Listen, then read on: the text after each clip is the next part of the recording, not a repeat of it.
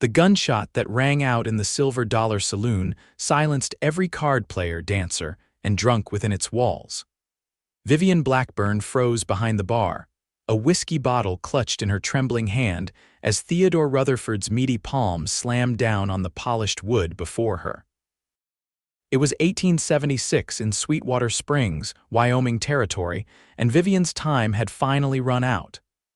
"I reckon that's enough warnin' shots, Miss Blackburn," Theodore growled, his silver mustache twitching beneath cold eyes. "3 months of patience is more generosity than you deserve." Vivian swallowed hard, her green eyes darting to the shattered glass on the floor where the bullet had struck. At 26, she'd faced her share of difficult men in the 5 years since inheriting the saloon from her late father, but Theodore Rutherford was in a class all his own. "Mr. Rutherford, I've explained my situation," she said, keeping her voice steady despite the fear coursing through her. "The cattle disease that struck last summer took half our regular customers. I just need a little more time." "Time?" Rutherford laughed, the sound like gravel in a tin cup. "Time don't pay debts, woman. Your father borrowed $1,500 to expand this place, may he rest in peace, but his passing don't erase what's owed." He leaned closer, his breath sour with tobacco. "I want my money by week's end, or I'll own this saloon and everything in it, including any services you might provide." Several of the men at nearby tables chuckled, and Vivian felt her cheeks burn. She'd worked hard to maintain her reputation as a respectable business owner in a town where women in her position were often mistaken for the girls who danced for coins on her stage. "The only service I provide is pouring drinks, Mr. Rutherford," she said coldly. "And I'll find a way to pay what's owed, see that you do." He straightened his expensive waistcoat and turned to leave, pausing at the swinging doors. "Friday noon, Miss Blackburn, not a minute later." As he left, the saloon remained unusually quiet. Vivian's assistant bartender, an older man named Frank who'd worked for her father for decades, approached cautiously. "That's 3 days, Vive," he murmured. "We ain't got that kind of money, not with what we owe the suppliers too." Vivian nodded, trying to keep the despair from showing on her face. "I know, Frank, I know." The piano player, sensing the mood needed lifting, began a lively tune. Slowly, conversation resumed, but Vivian could feel the eyes on her, some sympathetic, others calculating, wondering how long before Theodore Rutherford took over the Silver Dollar and changed things to suit his tastes. She was wiping down the bar, mind racing through impossible solutions when the doors swung open again. Unlike Rutherford's dramatic entrance, this man slipped in quietly, but heads turned nonetheless. Dust coated his long duster coat, suggesting he'd ridden far. His face was partially shadowed by a wide-brimmed hat, but when he approached the bar, Vivian caught sight of keen blue eyes set in a sun-weathered face. "Whiskey," he said simply, his voice low and smooth. "And whatever information you might have on a man named Theodore Rutherford." Vivian's hand paused on the bottle. "Information comes at a premium in Sweetwater Springs, stranger." The man smiled slightly, placing a silver dollar on the counter. "I'd say that covers both the drink and a few words about the man who just sent a bullet through your establishment." "You saw that," from across the street. "Not the first time I've witnessed Rutherford's form of negotiation." Vivian poured his drink and leaned forward. "I'm Vivian Blackburn. This is my place at least until Friday noon." "Cole Kincaid," he replied, removing his hat to reveal dark hair with a touch of silver at the temples. Though weathered, his face suggested he was perhaps in his early 30s. "What's happening Friday noon?" "That's when I lose everything my father built unless I can produce $1,500 to pay off a loan." Cole took a slow sip of his whiskey, studying her. "That's a sizable sum." "It is," Vivian agreed, "but not to a man like Rutherford. He's been buying up businesses all over the territory. My father borrowed the money 2 years ago to add the second floor with rooms for travelers, but he died before he could repay much of it. And Rutherford's been patient until now." Vivian's laugh was bitter. "Hardly. He's been collecting interest that's nearly doubled the original loan, but now he wants it all, and I think he's got someone else in mind to run this place. Cole nodded thoughtfully. I've been tracking Rutherford's activities for some time. I'd be interested in seeing any papers you have regarding your arrangement with him. Vivian raised an eyebrow. You a lawman? Not exactly. Cole finished his whiskey. Let's just say Rutherford and I have unfinished business and I'm gathering information. Before Vivian could respond, the saloon doors burst open again and 3 cowboys from the Double R Rutherford's ranch staggered in, already half drunk and looking for trouble. Well, look here, the tallest one called out. If it ain't the soon-to-be former owner of this fine establishment. He approached the bar, deliberately bumping into Cole. Hey, pretty lady, might as well start practicing taking orders from men. Boss says you'll be working for him real soon. Cole didn't move, didn't even look at the man who'd bumped him. Instead, he kept his eyes on Vivian, gauging her reaction. I suggest you boys get your drinks and find a table, Vivian said evenly. Frank and I don't tolerate harassment of any kind in the Silver Dollar. The cowboy leaned over the bar, reaching for a lock of Vivian's auburn hair that had escaped her practical bun. Honey, you don't make the rules here anymore, his words cut off as Cole's hand shot out, gripping the man's wrist firmly. The lady asked you to mind your manners, Cole said quietly. I suggest you listen. The cowboy tried to pull his arm free, but Cole's grip remained steady. His 2 companions moved closer, hands hovering near their pistols. This ain't your concern, stranger, one said. I'm making it my concern. Cole's voice remained calm, but there was steel behind it. Now, you boys have 2 choices. Sit down and drink peacefully or leave. Either way, you'll show Miss Blackburn the respect she deserves. For a tense moment, it seemed the confrontation might escalate. Then the first cowboy yanked his arm free and spat on the floor. Rutherford's gonna own this place come Friday, and then we'll see who's giving orders, he growled. Let's go, boys. This whiskey's probably watered down anyway. After they'd stormed out, Vivian released the breath she'd been holding. Thank you, Mr. Kincaid, but I could have handled them. I don't doubt it, Cole said with a hint of admiration. But a man who respects women doesn't stand by while they're being threatened. He placed another coin on the bar. Now, about those loan papers, Vivian studied him, weighing her limited options. This stranger clearly had his own agenda regarding Rutherford, but she sensed no ill intent toward her. After a moment, she nodded. Come back after closing. We'll talk then. The night wore on, busier than usual as word spread about Rutherford's ultimatum.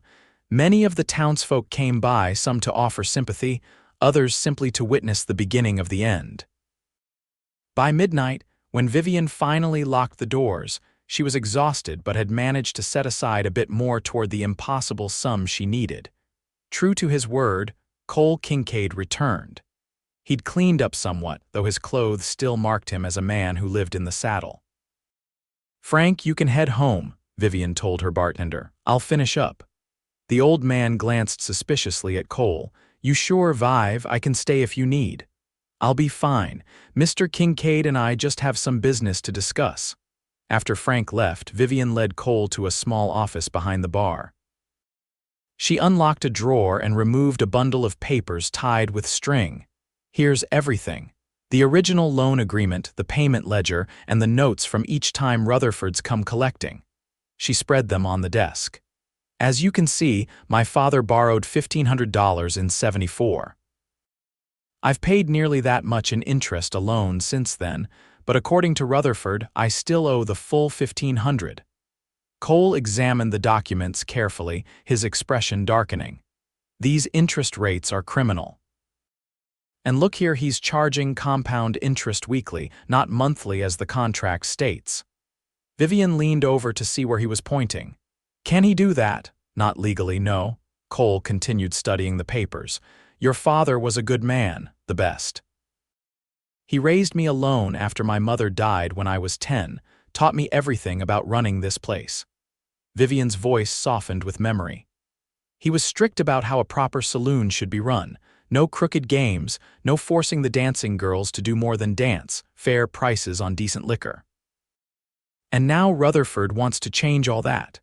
He owns most of the businesses in town already, the mercantile, the stables, even the small hotel at the edge of town.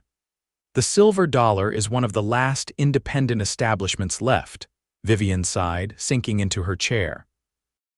I've tried everything. The bank won't lend to a woman, especially not against Rutherford's wishes. I've cut costs everywhere possible, worked double shifts myself, but it's not enough. Cole's fingers drummed on the desk thoughtfully.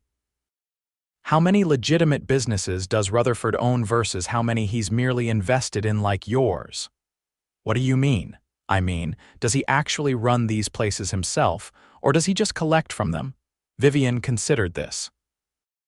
Most still have their original owners operating them day to day, but they all answer to Rutherford now. He takes a large cut of their profits. Cole nodded as if confirming something. And have you noticed any other changes in town since he started acquiring these businesses? New people moving through, different types of customers, Vivian frowned. Now that you mention it, there have been more strangers passing through. Rough types. They stay at Rutherford's hotel, drink at the saloons he controls, but they never seem to be here for honest work. Because they're not, Cole said grimly. Rutherford's building an empire, Miss Blackburn. He's establishing way stations for moving stolen cattle, smuggled goods, and worse across the territory. How do you know all this? Cole was silent for a moment, then seemed to make a decision. Because I've been tracking his operations for the U.S. Marshal's office. Not officially, I'm not a badge-carrying deputy, but as someone with a personal stake in seeing Rutherford brought to justice. What kind of personal stake? Cole's jaw tightened. He destroyed my family's ranch near Laramie 4 years ago. Used the same tactics: impossible loans, threats, eventually violence. My father refused to sell. There was a fire. My parents didn't make it out.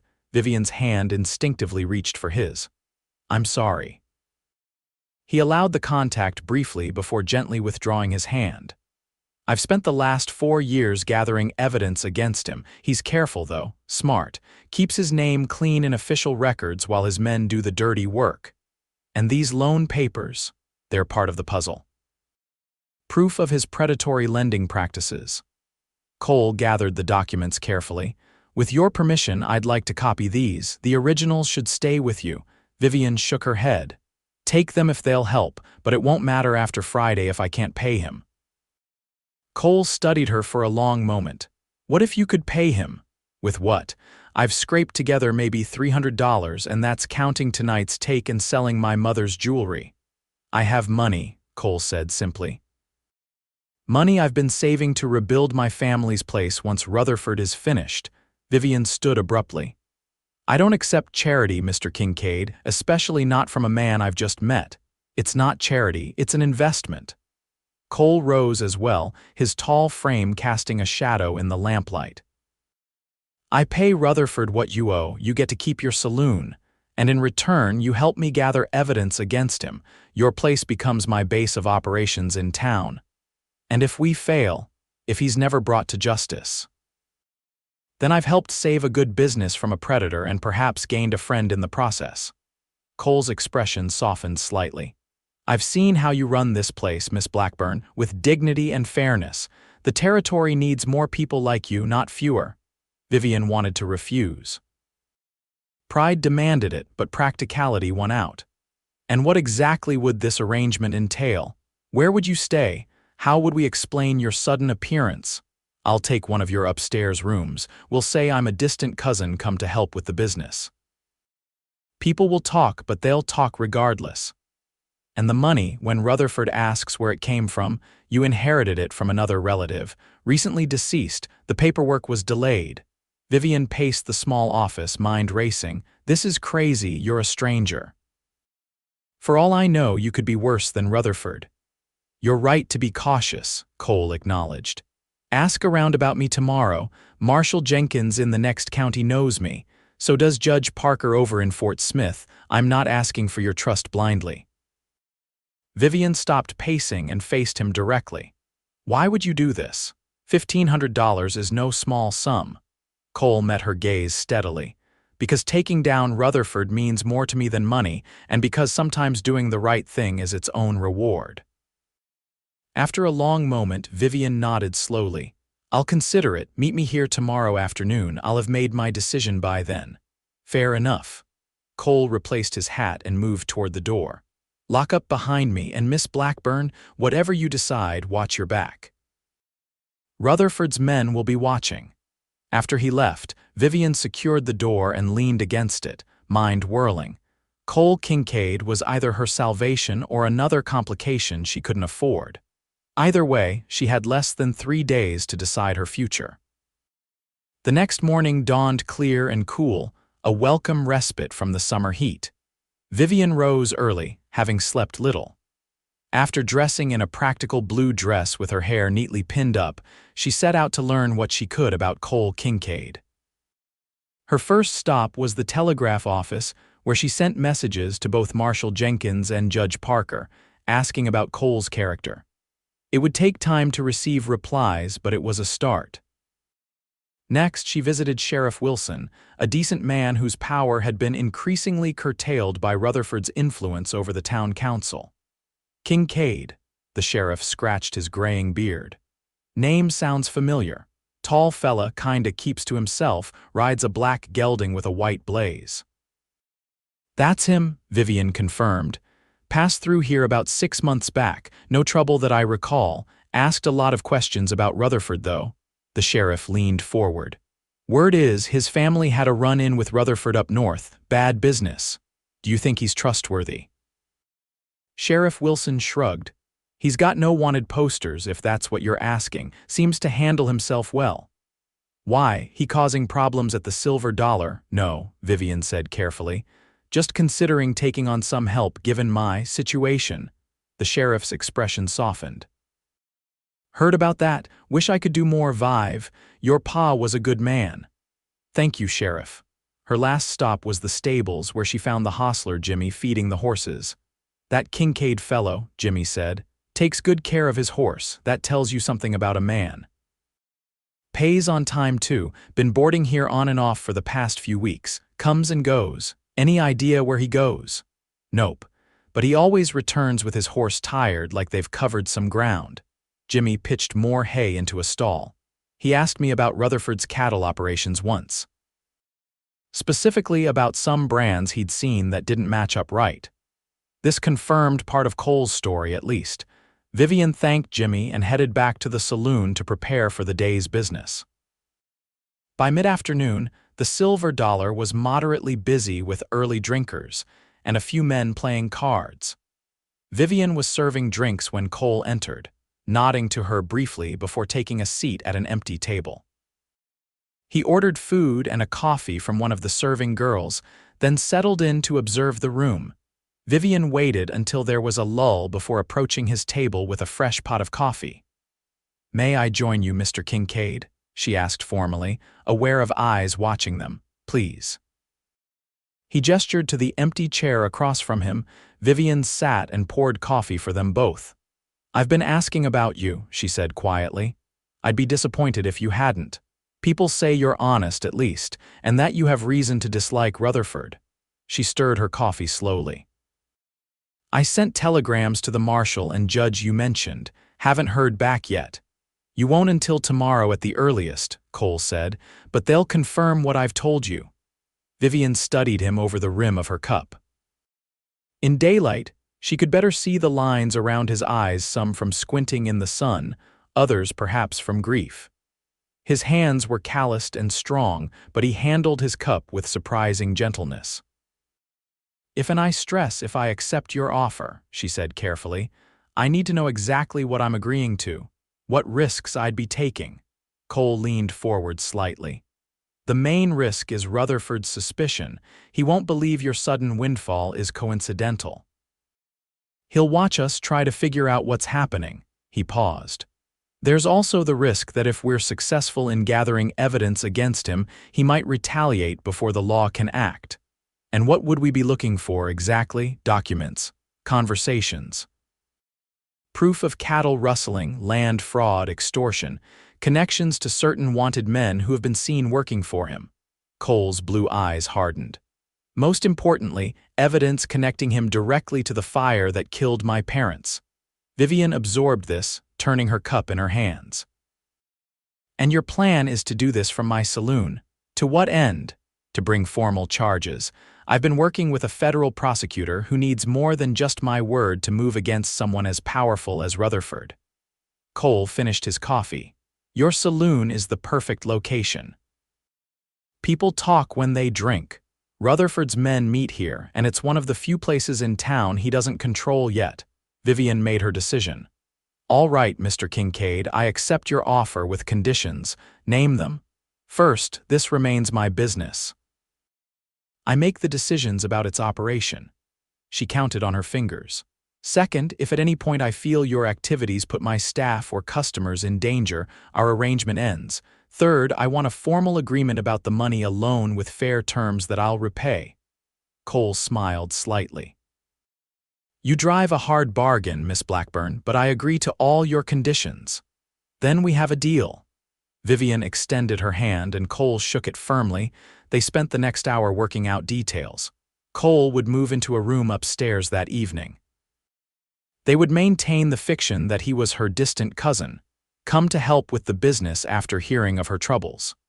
The money would be presented to Rutherford the following day, well ahead of his deadline.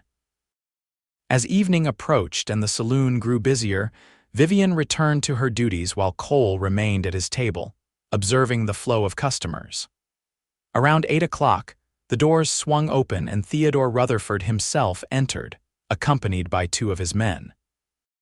The room didn't fall silent as it had the day before, but a definite tension settled over the patrons.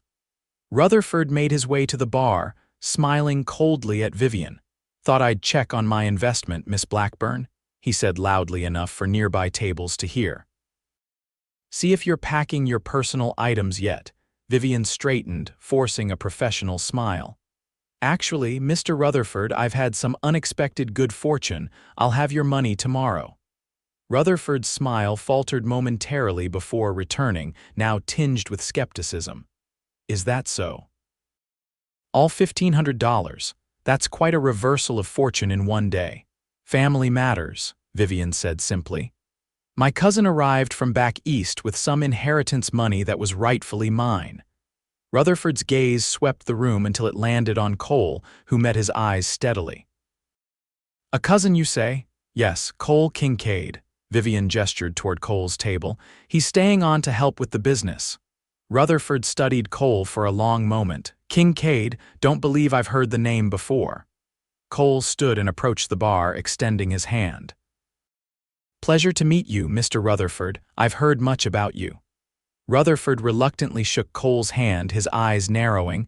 From your cousin, no doubt, all flattering, I'm sure. She mentioned you hold the note on this establishment, Cole said smoothly. A situation we'll be rectifying tomorrow if that's convenient for you. Indeed, Rutherford's voice dripped with suspicion. Well, this is a fortunate turn of events for you, Miss Blackburn, though I must say I'm disappointed. I had plans for this place. I'm sure you did, Vivian replied. But the silver dollar will remain in family hands as my father intended. Rutherford's face hardened. We'll see. I'll expect payment at my office at noon tomorrow, the full amount in cash. We'll be there, Cole assured him. After Rutherford and his men departed, Vivian released a shaky breath. He doesn't believe us. No, Cole agreed. But he'll take the money. It's what comes after that we need to prepare for. The next day dawned with an air of anticipation. Vivian dressed with extra care, selecting a dark green dress that conveyed respectability without ostentation. Cole, meanwhile, had transformed himself from dusty traveler to businesslike cousin, wearing a clean black suit that somehow made him look both more approachable and more formidable. Where did you get the money? Vivian asked as Cole counted out $1,500 in gold certificates and large bills. I told you, I've been saving to rebuild my family's ranch, Cole replied, tucking the money into an inside pocket. This is just a detour for that money, not its final destination. They walked together to Rutherford's office, located in a handsome building that also housed his various business interests. His secretary, a thin man with spectacles, ushered them into Rutherford's private office without delay. Rutherford sat behind an imposing desk, flanked by the same two men who'd accompanied him to the saloon the previous evening. He didn't rise when they entered. "Well, Miss Blackburn, I must admit I'm surprised to see you here with actual payment," he said, leaning back in his chair. "Let's proceed, shall we?" Cole stepped forward, placing the money on the desk. $1,500 as agreed. We'll need a receipt and the original loan documents marked paid in full. Rutherford's eyes narrowed at Cole's authoritative tone, but he nodded to his secretary, who produced the necessary papers. As the secretary counted the money, Rutherford studied Cole with undisguised suspicion. "I'm still curious about this sudden appearance of a previously unmentioned cousin, Miss Blackburn," he said. "In all our previous discussions about your financial difficulties, you never once mentioned family who might help." "I wasn't aware the inheritance had been settled," Vivian replied evenly. "Legal matters back east can be complex and time-consuming." "Indeed," Rutherford smiled thinly. "And will Cousin Kincaid be staying in Sweetwater Springs long?" "As long as necessary," Cole said, meeting Rutherford's gaze directly. "Family is important to me, Mr. Rutherford. I protect what's mine." The secretary finished counting and nodded to Rutherford, who signed the receipt with a flourish. "Everything appears to be in order. The debt is settled." He handed the papers to Vivian. "Though I must say, Miss Blackburn, I had quite looked forward to adding the silver dollar to my business interests." "I'm sorry to disappoint you," Vivian said, not sounding sorry at all as she tucked the receipt safely into her reticule. "Life is full of disappointments," Rutherford replied, his smile not reaching his eyes. "And opportunities. Remember that, both of you." Outside, walking back toward the saloon, Vivian felt lighter than she had in months. "I can hardly believe it's done. The silver dollar is free and clear." Cole's expression remained serious. "The immediate danger is past, but don't celebrate too soon. Rutherford isn't a man who accepts defeat gracefully." "What do you think he'll do?" "He'll investigate your story, for one, try to verify this inheritance and your connection to me." Cole guided her around a muddy patch in the street. "He'll also likely increase surveillance on the saloon, watching who comes and goes." "Then we need to be careful," Vivian said, her elation tempered by reality. "Very, but we also need to move forward with gathering evidence." Cole lowered his voice as they passed a group of townsfolk. "Tonight, several of Rutherford's ranch hands will be in town. They tend to drink heavily on paydays and talk freely. I want to listen." That evening, the silver dollar was packed, just as Cole had predicted. Rutherford's men occupied several tables, growing louder and more boisterous as the night wore on. Cole positioned himself nearby, nursing a single whiskey while appearing to review the saloon's ledgers. Vivian moved through the crowd, serving drinks and maintaining order, but her attention was split between her duties and observing Cole. He seemed to have a gift for blending into the background while missing nothing. Around midnight, when the drinking was at its heaviest, a heated discussion broke out among Rutherford's men. "I'm telling you, Jenkins, that brand was as clear as day," one cowboy slurred to another. "Circle R over top of a faded box T, boss said to drive M north with the rest." "Shut your mouth, Davis," the man called Jenkins hissed, glancing around nervously. "That's not talk for public." "What's he care?" Davis gestured sloppily. 50 head of prime beef, good payday for all of us next month when they're moved across the line." Jenkins grabbed his companion's arm roughly. "I said shut it. Remember what happened to Miller when he talked too much." Vivian, passing near their table, caught the exchange and saw Cole watching intently from his position. She deliberately stopped at their table. "Can I get you boys anything else?" she asked pleasantly, using the opportunity to linger. Jenkins looked up, suddenly wary. "We're fine, Miss Blackburn." Davis, too drunk to recognize the warning in his friend's tone, grinned up at Vivian. "You're pretty as a picture." Shame the boss couldn't get this place, he had special plans for you. That's enough, Jenkins growled, hauling Davis to his feet. We're leaving, put it on Rutherford's tab. After they staggered out, Cole approached Vivian at the bar. You heard, she nodded. Rustled cattle. Box T belongs to the Thornton Ranch north of here. They've been complaining about missing stock for months. Exactly. And the reference to moving them across the line confirms my suspicion that Rutherford's running stolen cattle into the Dakota Territory. Cole's eyes gleamed with satisfaction. It's a start, but we need more. What about this Miller they mentioned, the one who talked too much? I'll look into it, Cole promised. It could be important. Over the next few weeks, Cole and Vivian settled into a careful routine. During the day, Cole helped with the saloon's operations, proving surprisingly knowledgeable about inventory management and bookkeeping. At night, he observed and listened, gradually piecing together the extent of Rutherford's criminal enterprises. They learned that Rutherford was indeed running rustled cattle north, using remote trails to avoid detection. They discovered he was involved in land fraud, using forged documents to claim properties when owners died or left the territory. Most disturbingly, they found evidence that several accidents befalling those who opposed him had been orchestrated on his orders. As they worked together, a different kind of tension began to develop between them. Vivian found herself increasingly aware of Cole's presence, the way he moved with quiet confidence, his occasional dry humor, the protective way he positioned himself when trouble threatened. For his part, Cole seemed to be fighting a similar awareness. His gaze lingered on Vivian when she wasn't looking, and he found reasons to be near her, to work alongside her. One evening, about a month after Cole had paid Rutherford, they were closing up the saloon together when he finally addressed it. This arrangement has worked well so far, he said as he helped her wipe down tables. But I'm concerned about how people perceive our relationship. Vivian paused in her work. What do you mean?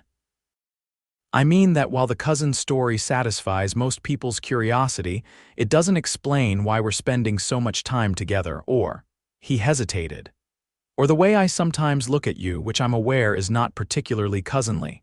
A flush crept up Vivian's cheeks. I've noticed that. I apologize if it's made you uncomfortable. It hasn't, she admitted softly. In fact, I've found myself similarly distracted at times. Cole set down his cloth and moved closer to her. Vivian, I came here with a single purpose, bringing Rutherford to justice. I didn't expect to find someone who would matter to me beyond that goal. Vivian's heart quickened.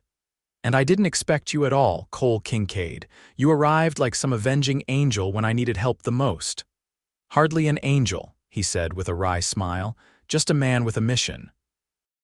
A mission that's becoming our mission, she pointed out. I want Rutherford held accountable as much as you do now, not just for what he tried to do to me, but for what he's doing to this town. Cole's hand reached up, hesitating before gently touching her cheek. If people see us as more than business partners, it might actually help our cover. Rutherford would find a courtship more believable than a sudden cousin appearing. Is that all this would be? A cover story? Vivian asked, her voice barely above a whisper. Cole's eyes darkened. No. That's just a convenient truth to tell the world. The real truth is that I find myself thinking about you in ways that have nothing to do with our agreement or Rutherford. Before Vivian could respond, the back door rattled with a loud knock. They stepped apart quickly as Frank's voice called through the door. Vive, you need to come quick. There's trouble at the sheriff's office. They hurried to follow Frank through the quiet streets to the small jailhouse where a crowd had gathered. Sheriff Wilson stood on the steps, his face grim in the lamplight. What's happened? Vivian asked a bystander.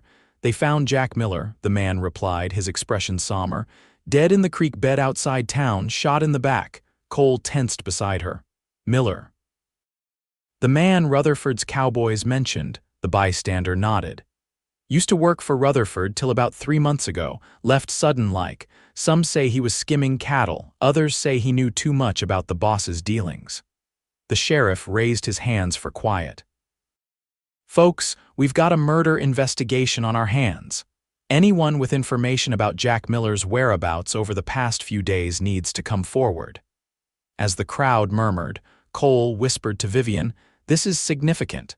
Miller might have been the evidence we needed." "And now he's dead," Vivian replied softly. "Convenient for Rutherford." They stayed to hear the sheriff's complete statement, then walked back toward the saloon in thoughtful silence. As they reached the side entrance, Cole suddenly pushed Vivian against the wall, sheltering her with his body. "Don't move," he whispered, his breath warm against her ear. "We're being watched." Vivian's heart raced, both from the warning and from Cole's proximity. "Where?" "Across the street, second-floor window." Cole kept his body between Vivian and the potential threat, his hand instinctively moving to the revolver at his hip. "Let them think we're having a private moment." Understanding his strategy, Vivian slid her arms around his neck, pulling him closer until their foreheads touched. To anyone watching, they would appear to be a couple sharing an intimate embrace in the shadows. "Is he still there?" she whispered. "Yes," Cole murmured, his eyes flicking briefly toward the window before returning to her face. "Rutherford's having us followed. Miller's death has him nervous." They remained frozen in their false embrace, bodies pressed together in the darkness. Vivian was acutely aware of Cole's heartbeat against her chest, the strength in the arms that bracketed her against the wall, the warmth of his breath mingling with hers. "This isn't how I imagined our first embrace would be," Cole said softly, a hint of regret in his voice. "No," Vivian found herself smiling despite the danger. "How did you imagine it then, without an audience, for one thing?" His eyes searched hers in the dim light. "And with your full consent, not born from necessity." "You have my consent, Cole," Vivian whispered, necessity or not. For a moment it seemed he might kiss her, then he pulled back slightly, scanning the street. "He's gone, we should get inside." Once safely in the saloon with doors locked, Cole checked all the windows before returning to where Vivian waited in the office. "We need to accelerate our plans," he said, pacing the small room. "Miller's death changes things. If Rutherford is tying up loose ends, others might be in danger too." "What about the evidence we've gathered so far?" "It's circumstantial at best. Conversations overheard in a saloon won't convince a judge." Cole stopped pacing, his expression determined. "But I think I know where to find something more substantial." Miller kept a journal. "His sister mentioned it when I spoke to her last month while investigating his connection to Rutherford." "And you think this journal might contain proof of Rutherford's crimes?" "It's our best hope. Miller was Rutherford's bookkeeper before he worked as a ranch hand. He knew the details of every transaction, legitimate and otherwise." Cole ran a hand through his hair. "I need to find his sister again, see if she has the journal or knows where it might be. When will you go?" "Tomorrow. She lives in a settlement about half a day's ride from here." Cole hesitated. "I don't like leaving you alone with Rutherford's men watching the saloon." Vivian straightened. "I managed before you came, Cole. I can handle myself for a day." "I know you can," he said with a small smile, "but Rutherford is growing desperate. Just be careful. Keep Frank close and send word to the sheriff at the first sign of trouble." "I will." Vivian stepped closer, placing a hand on his arm. "You be careful too. If Rutherford's men killed Miller, they might be watching his sister as well." Cole covered her hand with his own. "I'll return by nightfall tomorrow. If I'm not back by morning, contact Marshal Jenkins. He knows about my investigation." Vivian nodded, then, gathering her courage, rose on tiptoe to press a soft kiss to his cheek. "For luck," she said. Cole's expression softened. His hand came up to cradle her face, and this time there was no audience to justify the gesture. "Vivian," he began, his voice rough with emotion. She waited, heart pounding, but whatever he meant to say remained unspoken as he instead lowered his lips to hers in a gentle kiss. It was brief, almost reverent, but it sent warmth flooding through her. When they parted, Cole's eyes held a new intensity. "I'll come back to you," he promised. "One way or another, I'll come back." Cole departed at dawn the next morning, leaving Vivian with a sense of both anticipation and dread. The day passed slowly. the saloon quieter than usual as a summer storm kept many patrons at home. By evening, dark clouds still hung overhead, occasionally illuminated by distant lightning. Vivian was serving a late customer when Theodore Rutherford entered, shaking rain from his coat. Unlike his previous visits, he came alone and seemed almost subdued. "Miss Blackburn," he greeted her with a nod. "Might I have a word in private?" Vivian hesitated, glancing at Frank, who moved subtly closer to the shotgun kept under the bar. "Of course, Mr. Rutherford, my office." He followed her to the small room, remaining standing when she took a seat behind the desk, deliberately placing herself in the position of authority. "What can I do for you?" she asked coolly. Rutherford regarded her thoughtfully. "I've been thinking about our last transaction. It occurs to me that I may have been overly aggressive in my approach to acquiring your establishment." Vivian raised an eyebrow, surprised by this apparent contrition. "That's certainly one way to put it. Business is business, Miss Blackburn. I saw an opportunity and pursued it." He removed his hat, turning it in his hands. "However, I believe we might still come to a mutually beneficial arrangement. I'm listening. Your cousin, if that is indeed what he is to you, has been asking questions about me, delving into my affairs." Rutherford's voice hardened slightly. "I don't appreciate such scrutiny." "I wouldn't know anything about that," Vivian said carefully. "Cole helps me run the saloon, that's all." "Is it?" Rutherford smiled coldly. "I think we both know there's more to Mr. Kincaid than meets the eye, just as we both know he's not your cousin." Vivian kept her expression neutral. "What exactly are you proposing, Mr. Rutherford? A partnership? I still want the silver dollar, but I'm willing to make you a genuine offer this time. No loans, no interest, a straightforward purchase at a fair market price." He placed a folded paper on her desk. $5,000, more than twice what this place is worth. Vivian didn't touch the paper. "And in return, you convince Kincaid to leave Sweetwater Springs, immediately and permanently." Rutherford's smile disappeared. "Otherwise, I cannot guarantee his safety or yours." "Are you threatening me, Mr. Rutherford?" "I'm offering you a choice, Miss Blackburn, a very generous one considering the circumstances." He replaced his hat. "You have until tomorrow to decide. I suggest you choose wisely." After he left, Vivian remained at her desk, trembling slightly. Rutherford's offer confirmed her worst fears. He knew Cole was investigating him, and he was growing desperate enough to eliminate the threat. Outside, the storm intensified, rain lashing against the windows as thunder rumbled overhead. Vivian found herself glancing repeatedly at the clock, then the door, hoping to see Cole return despite the weather. By midnight, with no sign of him and the storm showing no signs of abating, she reluctantly closed the saloon, sending Frank home with instructions to return early the next morning. Alone, she double-checked all the locks before retiring to her quarters adjoining the office. Sleep eluded her as she lay listening to the storm, worry gnawing at her. Had Cole found Miller's sister? Had he secured the journal? Was he safe, waiting out the storm somewhere, or had Rutherford's men intercepted him? She must have dozed eventually, because she woke with a start to the sound of tapping at her window. Heart pounding, she grabbed the small revolver she kept beside her bed and approached cautiously. Relief flooded through her at the sight of Cole's face, rain-drenched and haggard. She quickly unlocked the window, helping him climb through. "Thank God," she breathed, setting aside the gun to help him remove his sodden coat. "I was worried sick." "Sorry," Cole gasped, water streaming from his hair and clothes. Creeks flooded. Had to take the long way around, then avoid Rutherford's men watching the roads. Vivian grabbed a blanket, wrapping it around his shoulders. "Are you hurt?" "No, just cold and wet." He reached inside his shirt, producing a small leather-bound book wrapped in oilcloth. "But it was worth it. I found it, Vivian, Miller's journal." "You found his sister?" Cole nodded, sinking onto the edge of her bed. She'd been keeping it hidden.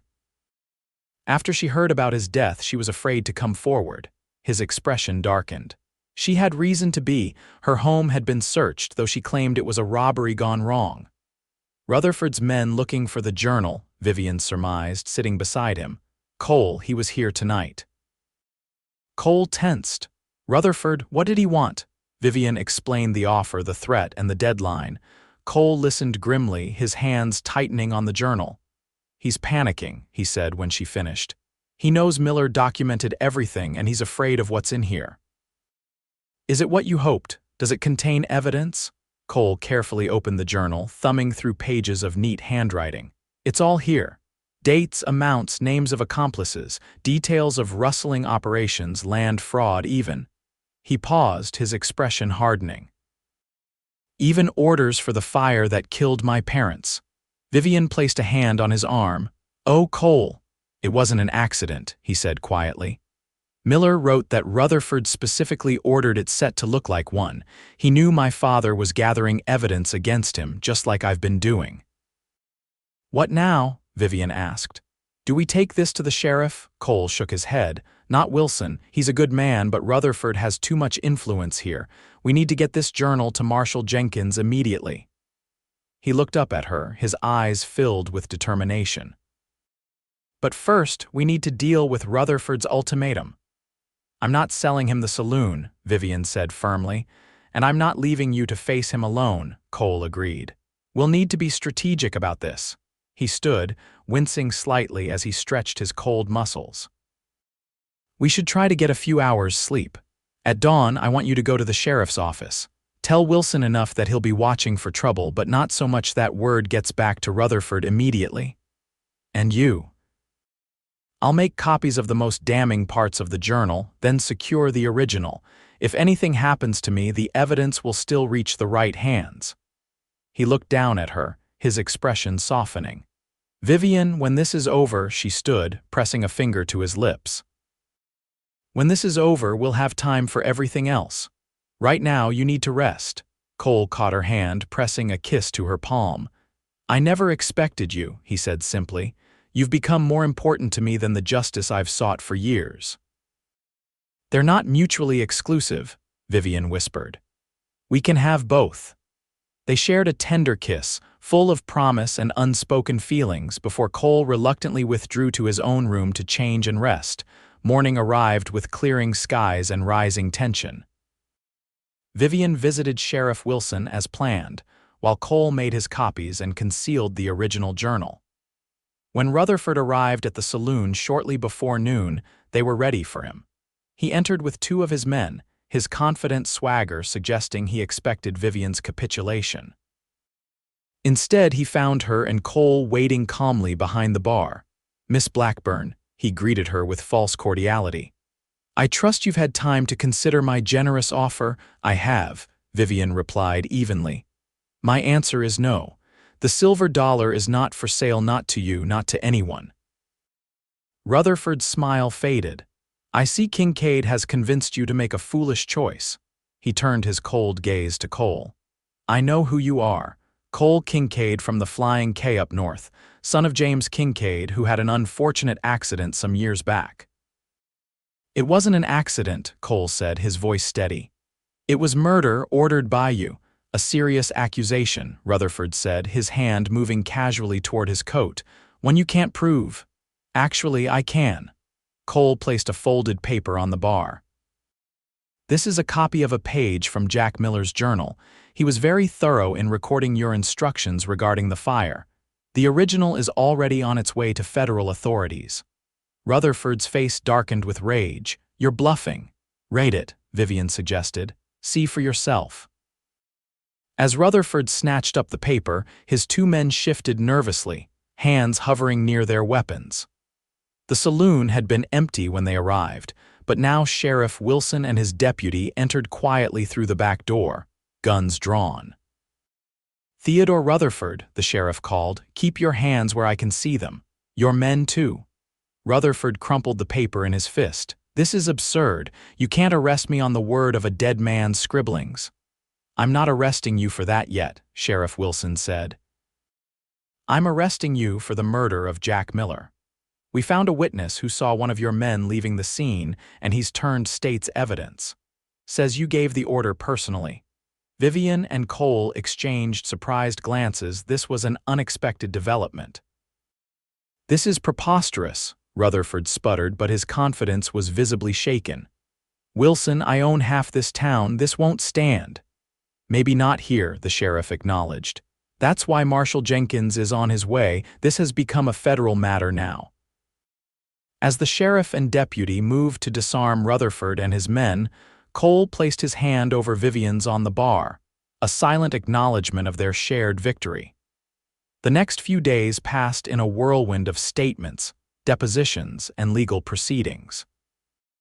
Marshal Jenkins arrived with a federal prosecutor, who reviewed Miller's journal and declared it sufficient evidence to bring multiple charges against Rutherford, including the murders of Cole's parents. Rutherford was transported to the territorial capital for trial, his empire crumbling as associates scrambled to make deals in exchange for leniency. Properties acquired through fraud were returned to their rightful owners, stolen cattle were recovered, and Sweetwater Springs began the process of healing from his influence. Through it all, Cole remained at Vivian's side, their partnership evolving into something deeper and more permanent. One evening, about a month after Rutherford's arrest, they stood together on the small balcony outside Vivian's quarters, watching the sunset paint the distant mountains in gold and crimson. "I received word today," Cole said, his arm around her waist. "The prosecutor believes Rutherford will hang for his crimes. The evidence is overwhelming." Vivian leaned against him, savoring his warmth and strength. "Is it wrong that I feel no satisfaction in that, only relief that it's over?" "No," Cole said softly. "Justice isn't about vengeance. It's about setting things right." He turned to face her, taking her hands in his. "Which brings me to something I've been wanting to discuss with you." Vivian looked up at him, her heart quickening at his serious expression. "What is it?" "With Rutherford's trial proceeding, I need to decide what comes next." He squeezed her hands gently. "I still own land up north the Flying K. With the compensation from Rutherford's seized assets, I could rebuild it, make it a working ranch again." Vivian felt a pang of disappointment. "You're leaving then?" "That depends," Cole said, his blue eyes intent on hers. "On whether you'd consider coming with me." "Coming with you," Vivian repeated, hardly daring to hope. "As my wife, Vivian." Cole released one of her hands to reach into his pocket, producing a simple gold band. "I love you. These past months have shown me that seeking justice was only part of my journey. Finding you, that was the destination I never knew I was looking for." Tears welled in Vivian's eyes. "But the silver dollar, my father's legacy, would still be yours," Cole assured her. "We could keep it, hire a manager, or sell it if you prefer. We could build something new together." He smiled gently. "A saloon owner and a rancher might seem an unlikely pair, but then again, our beginning wasn't exactly conventional." Vivian laughed through her tears. "No, it certainly wasn't." She touched his face tenderly. "You paid my debt and changed my life, Cole Kincaid. How could I possibly say no to sharing my future with you?" "Is that a yes?" he asked, his voice rough with emotion. "Yes," Vivian whispered. 1,000 times yes." Cole slipped the ring onto her finger, then drew her into his arms for a kiss that held all the promise of their shared tomorrow. 6 months later, on a crisp autumn day, Vivian Blackburn became Vivian Kincaid in a ceremony attended by the entire town of Sweetwater Springs. The silver dollar, now under the management of trusted old Frank, was festooned with flowers and ribbons for the celebration afterward. By spring, they had established themselves at the rebuilt Flying K Ranch. The main house, constructed on the foundation of Cole's childhood home, stood proud against the Wyoming sky. Vivian had transformed from saloon owner to capable ranch wife, though she still maintained a shrewd business sense that served them well. They traveled periodically to Sweetwater Springs to check on the silver dollar, which thrived under Frank's care. The town itself had blossomed once freed from Rutherford's influence, with new businesses opening and families moving in. On their first anniversary, as they sat on the porch of their home watching the sunset, Cole presented Vivian with a leather-bound book. "What's this?" she asked, running her fingers over the cover. "Our story," Cole said, smiling. I started writing it down for our children someday how their father tracked a criminal and found their mother instead. Vivian touched her slightly rounded belly, their first child just beginning to show. A better ending than either of us could have imagined when we met. Not an ending, Cole corrected, placing his hand over hers. Just the beginning of a much longer story. As twilight settled over the flying K, Vivian leaned against her husband's shoulder, content in the knowledge that some debts, once paid, yielded returns beyond measure. The path that had brought them together might have been fraught with danger, but the journey ahead stretched peaceful and promising before them, a future built on justice served and love freely given in the wild heart of Wyoming.